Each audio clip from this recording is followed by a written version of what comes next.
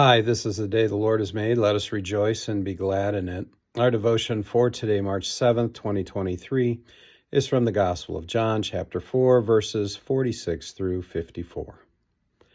So he came again to Cana in Galilee, where he had made the water wine. And at Capernaum there was an official whose son was ill.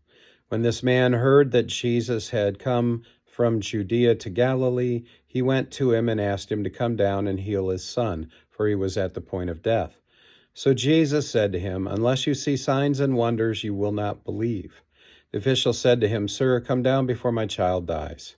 Jesus said to him, "Go, your son will live."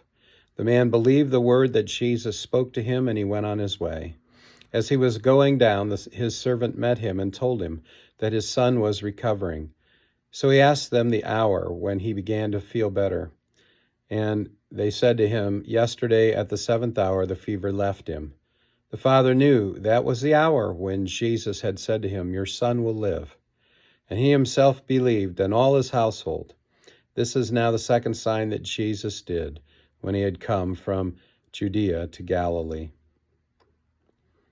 In our devotion for today, we're reminded of Jesus' first miracle in Cana in Galilee, where he turned water into wine for a Jewish wedding. Now he's back in Cana in Galilee, but not until he first traveled through Samaria and talked to a woman at the well, and then the whole town of Samaritans. And then he returns to Galilee, which is filled with Gentiles.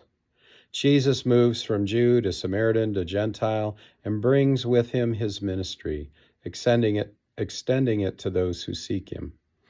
Back in Galilee, we have an official whose son is ill, to the point of death. The official has sought out Jesus to ask him to come to his home and heal his son. Jesus replies to the man's request by saying, "You will see signs and wonders. Unless you see signs and wonders, you will not believe." And yet the man is here, pleading with Jesus to come, which is a sign he already believes. But instead of going with the man, Jesus tells him, "Go, your son will live."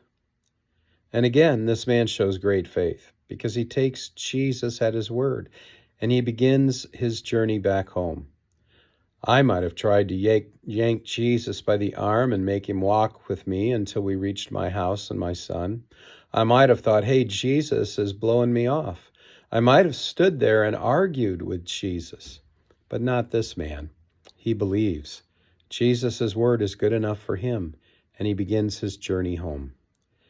Is Jesus' word good enough for you? Do you need signs and wonders?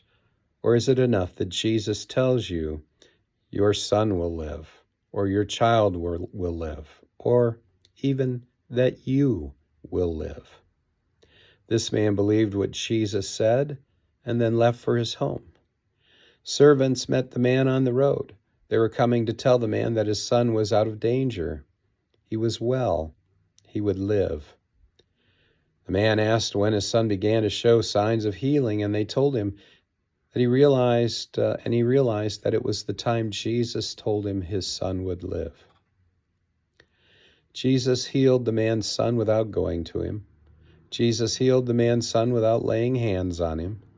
Jesus healed the man's son with a word of promise that he would live. And the man had believed. Will you let yourself believe that the word from Jesus to you, that you will live, is true? The word is that you are forgiven. The word is your sins are forgiven. Whether you are Jew or Samaritan or a Gentile, Jesus offers each a word of healing and a word of life to those who believe in him. Go in peace, serve the Lord.